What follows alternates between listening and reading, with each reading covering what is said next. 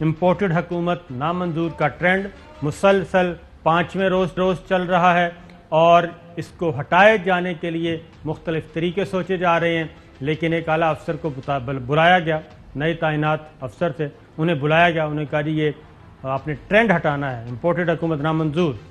उन्होंने कहा कि सर ये बहुत ही आसान काम है। उन्होंने खुशी से पूछा कि क्या है। उन्होंने कहा कि आप इम्पोर्टेड हुकूमत को हटा दें, ये ट्रेंड खुद ब खुद हट जाएगा। चौधरी साहब 17 ममालिक नहीं बल्कि 20 ममालिक में ये ट्रेंड चल रहा है, तो आपके पास है कोई तरीका इसको हटाने का? हटाने का एक ही है कि भाई आप इलेक्शन कराएं और मुल्क में नई यानी स्टेबल गवर्नमेंट बनवाएं। ये मांगे तांगे की सवारियों से तो ये काम नहीं चलेगा। सूरत हाल ये है चौधरी साहब। और हाँ जी, दूसरा ये है कि आपने एक जो आम आदमी का परसेप्शन बन गया ना, आम आदमी का ये नुक्ता नज़र डेवलप हो गया है कि ये किसी बहुत बड़ी घिनौनी साजिश के ज़रिए एक मुंतखब हुकूमत को हटाया गया है। अब वो गलत है सही है, ये हमारे पास तो कोई पैमाना नहीं है उसको नापने का, लेकिन आम पब्लिक इस नतीजे पर पहुंची है। कभी ये खाना साज अपना कोई वो गैलप सर्वे दिखा के यानी वो जी इतने बंदे उससे बड़े मुतमिन हैं यानी उससे भी, और तुम्हें मुतमिन क्या?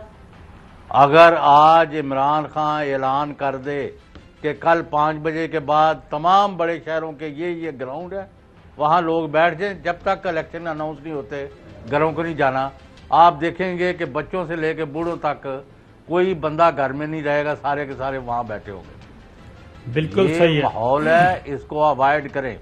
अच्छा, फिर एक और उससे भी भयानक और घिनौनी साजिश ये की गई कि ये जो इमरान खान की मकबूलियत की वेव थी उसका रुख किसी तरह मसल्ह अफवाज और फौज के सरबराह और DGISI की तरफ मोड़ दिया जाए कि जी ये सारा कुछ तो उनकी वजह से हुआ है। अब वो चूंकि काम चलना नहीं है ना, जो लोग हैं PTI के वो सारे के सारे मोहब्बत वतन लोग हैं, मुल्क के अंदर भी और बाहर भी, उनके गले डालना चाहते थे। हाँ, कोई वहाँ बंदे जिनको कोई पता नहीं ये बेवकूफ़ है या किसी के वो बहकावे में आके किसी जगह अगर किसी ने कोई उल्टी पुल्टी हरकत की है तो वो PTI या उनकी क़यादत है इसकी जिम्मेदारी, और इमरान खान ने खुल कर और असद उमर ने और फवाद चौधरी साहब ने हदायत दी हैं। अब प्रॉब्लम यह है कि ये इस गवर्नमेंट के लिए डिलीवर करना जो है, जिन बातों की वजह से पिछली हुकूमत पर ये हमले कर रहे थे, अब वो डिलीवर करने का वक्त है। वो आनियाँ जानियाँ से शुरू हो गए हो। चौधरी साहब हमने वो इनको चौधरी साहब डिलीवरी बहुत दूर की बात है, अभी तो इम्पोर्टेड हुकूमत नामंजूर जो है इसका ट्रेंड ही नहीं हटाया जा रहा, और ये ऑलमोस्ट 5 मिलियन से ज़्यादा लोग ट्रेंड कर चुके हैं और गिरफ्तारियां कितनी हुई हैं? 7। तो ये क्या 50 लाख लोगों को गिरफ्तार करेंगे, उसके बाद ये इम्पोर्टेड हुकूमत का जो है ट्रेंड हटाया जाएगा? मैं ये कहूँगा उसके नीचे जो कमेंट्स हैं वो भी पढ़ लें, वो पढ़ना बहुत ज़रूरी है, और वो काफ़ी लोगों की आंखें खोलने के लिए काफ़ी है कि आपने 1 करोड़ से ज़्यादा लोगों को जो कि आपके गुमनाम और बेलौस सिपाही थे, उनको आपने एक ऐसे इम्पोर्टेड हुकूमत के सामने डाल दिया है जिसके शवाहिद जो हैं। आखिर क्या वजह चौधरी साहब, वो जो लेटर गेट था क्या वजह है उसको? सारे आज गवर्नर बलूचिस्तान ने भी इस्तीफ़ा दे दिया है और वही बुनियाद बनाई है, और उसके साथ साथ करप्ट हुकूमत ये जो आई है उसको बुनियाद बना के उन्होंने अपना इस्तीफ़ा भेजा है। स्पीकर निकल गया, डिप्टी स्पीकर ने इंतखाब करवाने से इनकार कर दिया। जी, अब आप मुझे बताएं, जिन पर अरबों रुपए के इल्जामात है, उन अफसरों को घरों से लेके आके किसी को मशीन, किसी को कुछ, किसी को कुछ, वो सारे चट्टे बट्टे जो लगा रहे हैं। तो और इनको कहा गया कि फलां खातून जो है वो सजा याफ्ता है, वो जलसों में अफवाज पाकिस्तान और उनकी क़यादत के खिलाफ नारे लगवाती रही हैं, आप ईमान सदर में उनको ना बुलाएं। तो वो खतून ने कहा कि जी ये फलां के बाप की जगीर है, मैं तो जाऊंगी। और फिर अगले दिन सहरी के वक्त वहाँ मुआयना शुरू कर दिया PM हाउस का। जैसे बात ये है, उनका कसूर नहीं है, मैं कहूँगा उनकी तो फतह है, उनकी तो जीत है, वो जीते हैं, इसमें कोई शक नहीं है। और वो जीते हैं मज़ाहमत करके, आंखें दिखा के, और बिल्कुल चैलेंज करके आए हैं वो। आप चार तकरीरें वो भूल गए हैं। उन 4 तकरीरों में जो कुछ उन्होंने कहा था वो तो चैलेंज करके आए हैं। वो उनका हक बनता है कि वो वज़ीर आज़म हाउस भी जाएं, वो ईवान सदर भी जाएं, वो हर तरफ जाएं और जाके बताएं कि यही है वो पॉलिसी जिससे आप जीत और सकते सुन हैं। लो जी, और सुन लें, आपकी मतलब है रोंगटे खड़े हो जाएंगे। एक शख्स जिसको आप मफरूर कहते हुए नहीं थकते थे, जी, भाग गया है, प्लेटलेट्स का जाली सर्टिफिकेट बनाया था, उसने वहां से फोन किया है कि फलां फलां आला अहदेदारों को जब तक बरतरफ नहीं किया जाता मैं पाकिस्तान आने को तैयार नहीं हूं।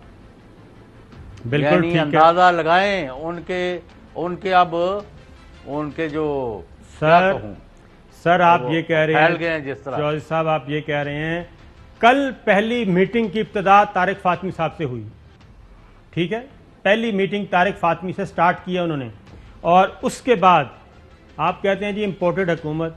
वो भाई वो जो लेटर गेट है जिसको हाथ को लगाने के लिए, जिसको जनरल तारिक खान भी इनकार कर गए कि मैंने नहीं ऐसे कमीशन का सरबराह बनना, डॉक्टर शुएब सडल उन्होंने भी इनकार कर दिया कि मैंने नहीं इसका बनना सरबराह, गवर्नर आपके इस्तीफे दे गए, speaker इनकारी, deputy speaker इनकारी।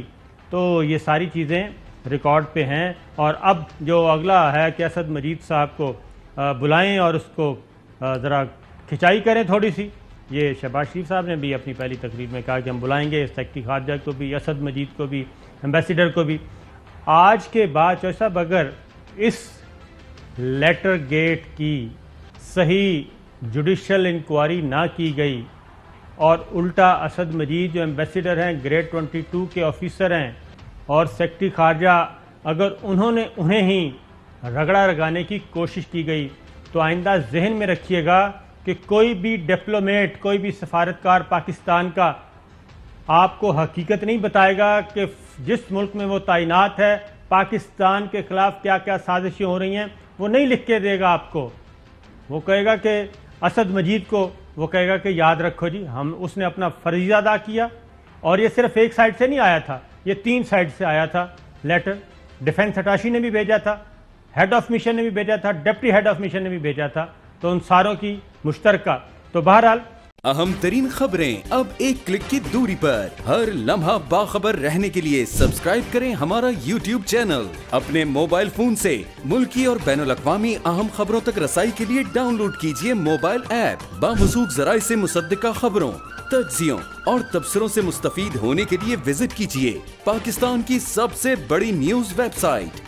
ARY news पहुंचा रहा है खबरें सबसे पहले आप तक, ताकि आप रहें हर लम्हा बाखबर।